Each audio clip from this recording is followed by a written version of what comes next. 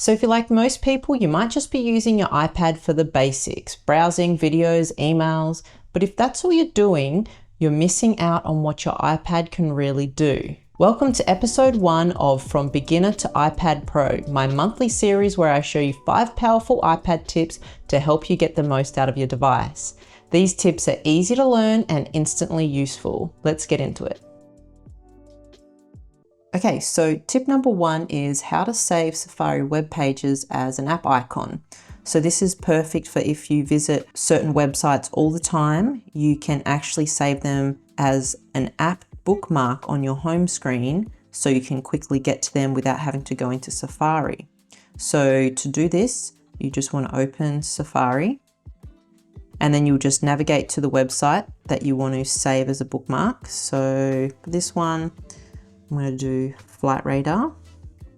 And then once you're on the website that you want to add, all you need to do is come up to this share icon up here and then click on it. And then we're going to scroll down to add to home screen. We click on that.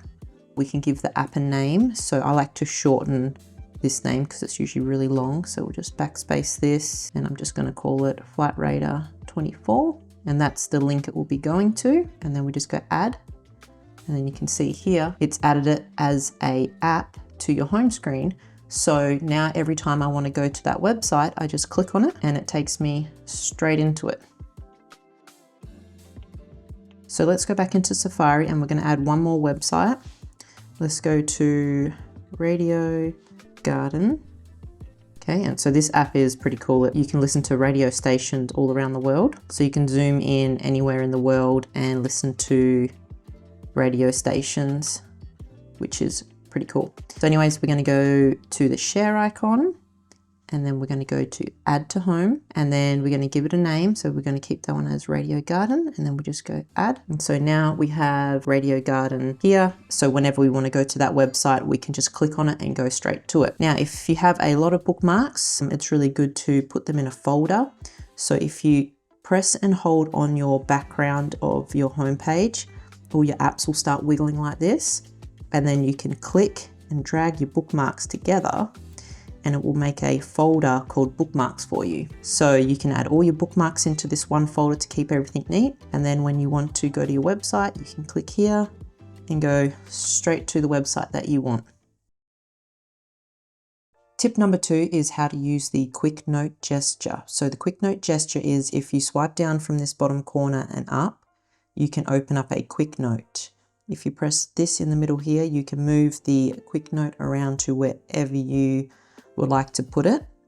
And to start a new quick note, we just go to this little icon here and then you can type in whatever you like. But one thing I really love about quick notes is if we just go done to close it away, if you're on a Safari website and you find something that's interesting to you and you want to come back to it later, you can swipe up to open up your quick notes. We'll just go new quick note and you can add the website link into your quick note and then leave yourself a little note to read this later or something like that.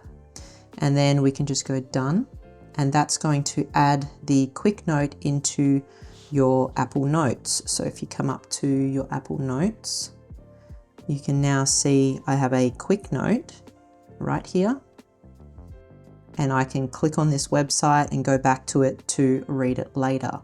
So this is great if you're doing any research. You can use this to take notes off of a website and also save web pages to come back to later. So you can actually use quick notes when you're on any screen. So if you have an idea that quickly comes to mind, instead of going into notes and opening up a new note, you can just swipe up, new, and just start typing your note and save and then go back to doing whatever you're doing. To turn your quick notes on, if it doesn't work for you when you swipe up, you just need to go into settings, then to multitasking and gestures. And then if you scroll down to swipe finger from corner, make sure that's turned on.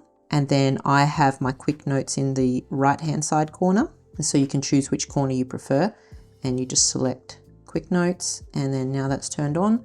So you can swipe up and create your quick notes. It's also good if you have an Apple Pen. You can just hit down here on the little pen icon and choose a pen, and then you can also handwrite your notes in there as well.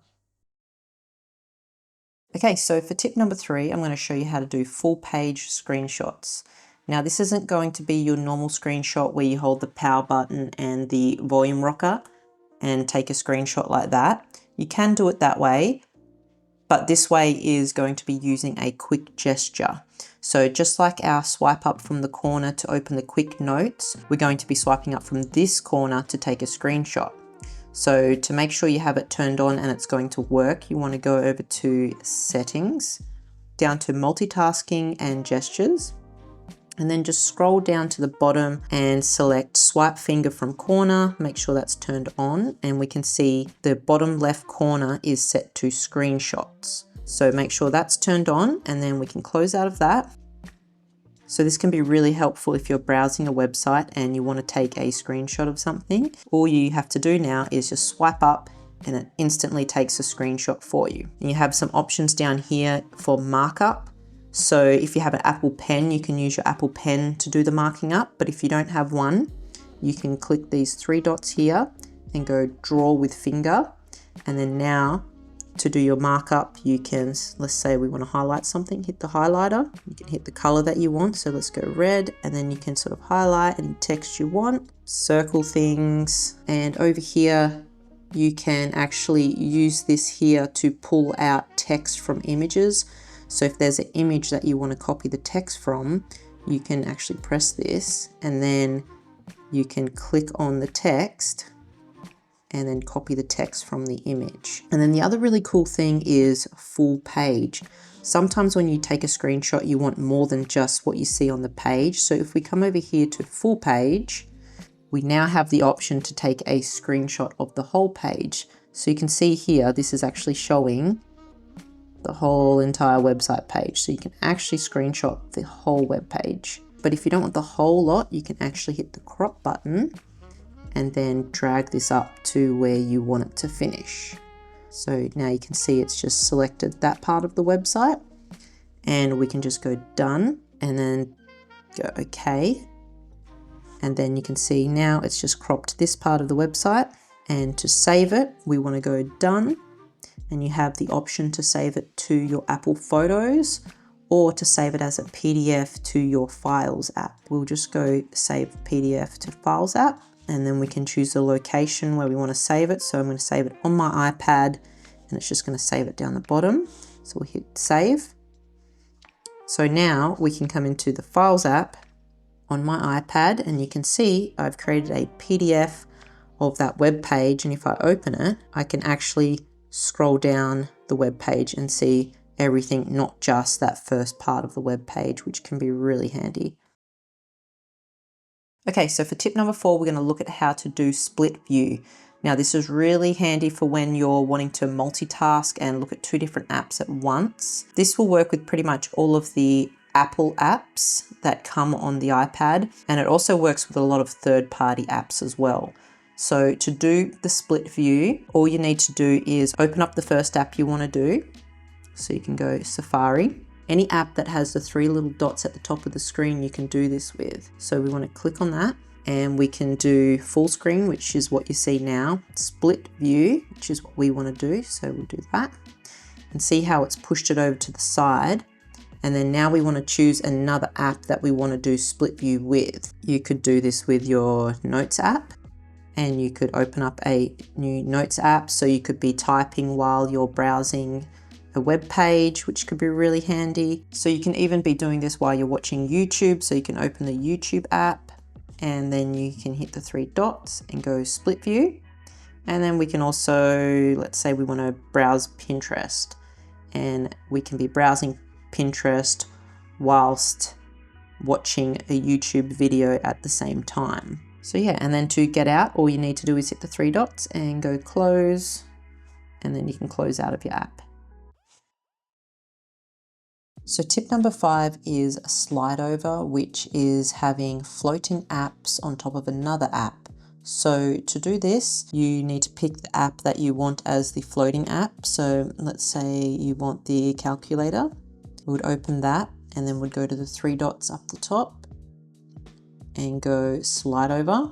And maybe we want notes as well as a slide over app. So three dots at the top, slide over. And you might also want to have your calendar. So we could go calendar and then three dots at the top and slide over. So now the apps that we want for slide over are sitting over the side here. And then you can open the app that you want to work from. So let's say you're working from Safari. So now your apps will appear over the top of your main app, so you can work on your web browser or whatever app you're working on. And you can press this little white bar down the bottom to scroll through the apps in slide over. So this is really handy for when you're multitasking. It's just another way, instead of split view, you can have this float over screen with multiple apps there, so you can quickly access them and view stuff while you're doing stuff on your main screen. Those are your 5 tips for this month. Simple but powerful ways to level up your iPad game. Let me know in the comments which was your favorite, or if there's any tips you would love to see in future episodes. And don't forget to subscribe so you don't miss out on next month's episode. If you want more tips right now, check out this video here. Thanks for watching.